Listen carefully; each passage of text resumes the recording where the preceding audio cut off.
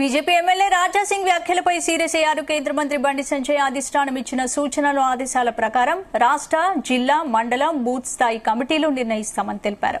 ఒక పద్ధతి, నియమ నిబంధనల ప్రకారం కమిటీలు వేస్తారని చెప్పారు. ఏదైనా సమస్య ఉంటే అంతర్గతంగా చర్చించుకోవాలి, కానీ ఓ వ్యక్తి కోసం పార్టీ నిబంధనలు మార్చారని స్పష్టం చేశారు. ఎమ్మెల్యే రాజాసింగ్ బాధపడి ఉండొచ్చు, కానీ రాజాసింగ్ చాలా మంచి నాయకుడన్నారు. కొంతమంది ఆయన్ను రెచ్చగొడుతున్నారన్నారు బండి సంజయ్.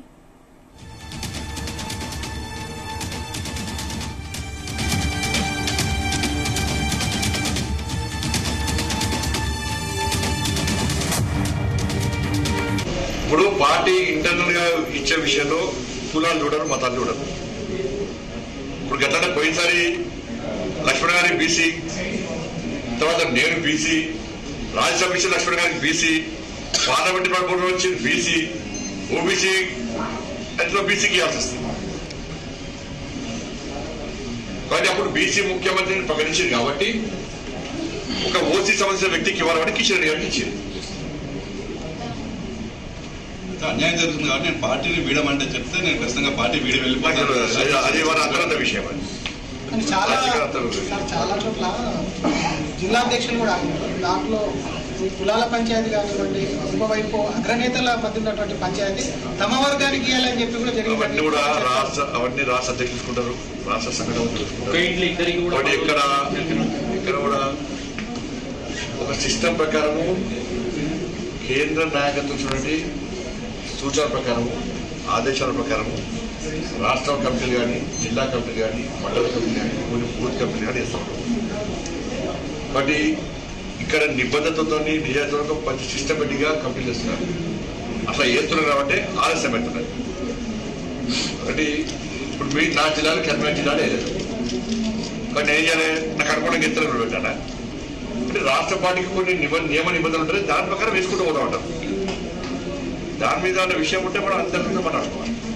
నాకు అభిప్రాయం ఉంటుంది. నా అభిప్రాయం ఎవరు చెప్పాలి, మీడియా చెప్పాలి. ఎవరు చెప్పాలి, కిషన్ రెడ్డి గారికి చెప్తాను నా అభిప్రాయం మీద చెప్పాలి. అట్లా చెప్పిన అభిప్రాయం భిన్నంగా వేస్తే రోడ్డుకి ఎక్కైతే అవసరం లేదు. బండి సంజయ్ కోసం నిబంధనలు మార్చరా, పార్టీ నిబంధనలు ఒక వ్యక్తి కోసం మార్చడం కూడా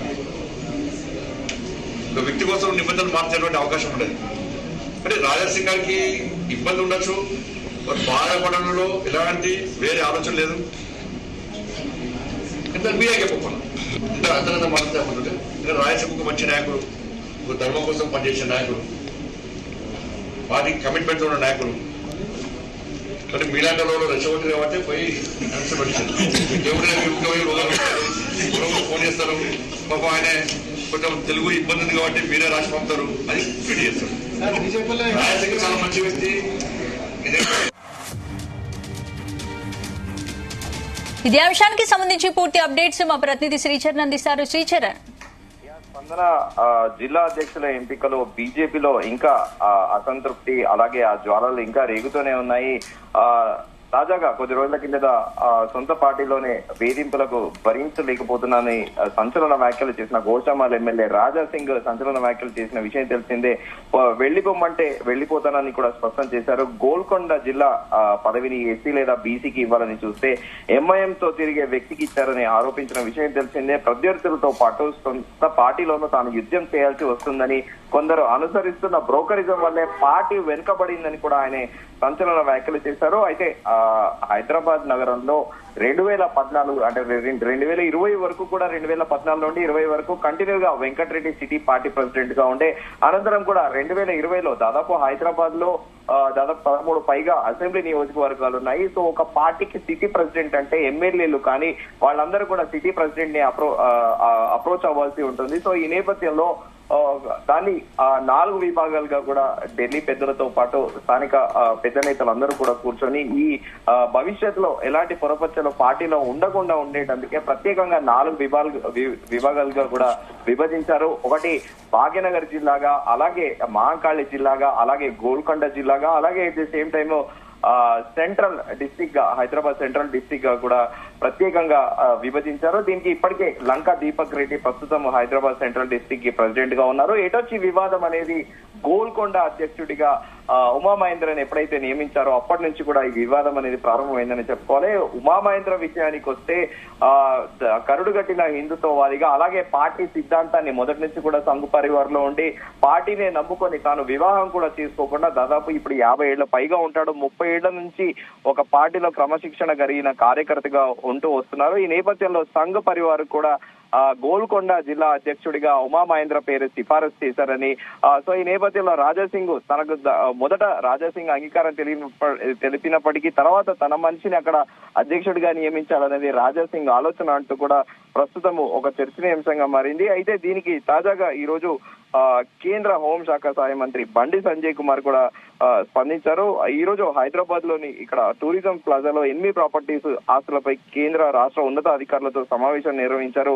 అనంతరం కూడా ఆయన మీడియాతో మాట్లాడుతూ పలు కీలక వ్యాఖ్యలు చేశారు. అధిష్టానం ఇచ్చిన సూచనలు ఆదేశాల ప్రకారము రాష్ట్ర, జిల్లా, మండలం, బూత్ స్థాయి కమిటీలు నిర్ణయిస్తాయని కూడా తెలిపారు. ఒక పద్ధతి, నియమ నిబంధనల ప్రకారము కమిటీలు వేస్తారని కూడా ఆయన చెప్పారు. ఏదైనా సమస్య ఉంటే అంతర్గతంగా చర్చించుకోవాలని, ఒక వ్యక్తి కోసము పార్టీ నిబంధనలను మార్చరని కూడా స్పష్టం చేశారు. ఎమ్మెల్యే రాజాసింగ్ బాధపడి ఉండొచ్చు, కానీ నేను కాదనను. రాజాసింగ్ చాలా మంచి నాయకుడు, హిందూ ధర్మం కోసం పనిచేసే నాయకుడు అని కూడా ఆయనను కొనియాడారు. కొంతమంది ఆయనను రెచ్చగొట్టారని, ఆయనను రెచ్చగొట్టద్దని కూడా సూచించారు. దీంతో పాటు అలాగే రాహుల్ గాంధీ పైన కూడా కీలక వ్యాఖ్యలు చేశారు కేంద్ర హోంశాఖ సహాయ మంత్రి బండి సంజయ్ కుమార్. ప్రధాని మోదీది ఏ కులం అని, రాహుల్ గాంధీది ఏ మతం అనే అంశాలు చర్చకు తాము సిద్ధమని, ఇదే అంశాన్ని రెఫరెండంగా భావిస్తూ ఎమ్మెల్సీ ఎన్నికలకు వెళదామా అంటూ కూడా కాంగ్రెస్ పార్టీకి కేంద్ర హోంశాఖ సహాయ మంత్రి బండి సంజయ్ సవాల్ విసిరారు. కులగణ తప్పుల తడక బీసీ జాబితాలో ముస్లింలను కలపడం పట్ల కాంగ్రెస్ ప్రభుత్వంపై ప్రజల్లో తీవ్రమైన వ్యతిరేకత నెలకొని ఉందని, ప్రజల దృష్టిని మళ్లించేందుకు ప్రధాని కులంపై సీఎం రేవంత్ రెడ్డి అవాకులు పేల్చుతున్నారని కూడా మండిపడ్డారు.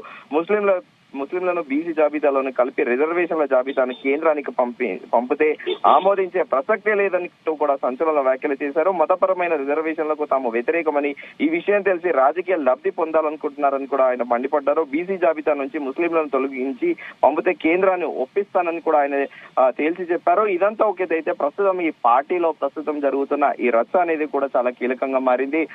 ఎందుకంటే ఇప్పుడు ఈ గోల్కొండ డిస్ట్రిక్ట్ ప్రెసిడెంట్ గా ఉమామహేంద్రని ఎప్పుడైతే ఎన్నుకున్నారో ఆ గోల్కొండ జిల్లా పరిధిలో కూడా 4 ఎమ్మెల్యే కాన్స్టిట్యున్సీస్ వస్తాయి. ఒకటి బహదూర్పుర, ఒకటి చార్మినార్, ఒకటి అలాగే గోషామల్ ప్రస్తుతము ఎమ్మెల్యేగా ఉన్న రాజాసింగ్ ది కూడా ఆ గోల్కొండ జిల్లా పరిధిలోనే వస్తుంది.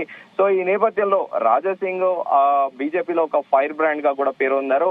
అనతి కాలంలోనే గోషామల్ ని ఆయన కంచుకోటగా కూడా మార్చుకున్నారు. సో ప్రస్తుతము ఆయనకి అంటే ఒక రకంగా చెప్పాలంటే తనకు నచ్చిన వ్యక్తిని కాకుండా వేరే వ్యక్తిని అపాయింట్ చేయడము, ఇప్పుడు ఆయన కలుపుకోపోలేడు. దట్టు ఆ గోల్కొండ జిల్లా అధ్యక్షుడు ఎవరైతే ఉన్నారో ఆ గోల్కొండ జిల్లాకు సంబంధించి ఆ గోషామల్ కాన్స్టిట్యున్సీ కూడా ఆ గోల్కొండ జిల్లాలోనే ఉండడం కూడా ఇప్పుడు సర్వత్రా చర్చనీయాంశంగా మారింది. అటు చార్మినార్ తో పాటు బహదూర్పుర, అలాగే ఈ గోషామల్, ఈ కాన్స్టిట్యున్సీలు అన్ని కూడా ఇప్పుడు ఈ గోల్కొండ జిల్లా కిందికి రావడంతోనే ప్రస్తుతం చర్చనీయాంశంగా మారింది. మిగతా వాళ్ళందరూ ఎటున్నా కూడా రాజాసింగ్ అనే వ్యక్తి బీజేపీలో ఒక ఫైర్ బ్రాండ్ గా పేరొందారు.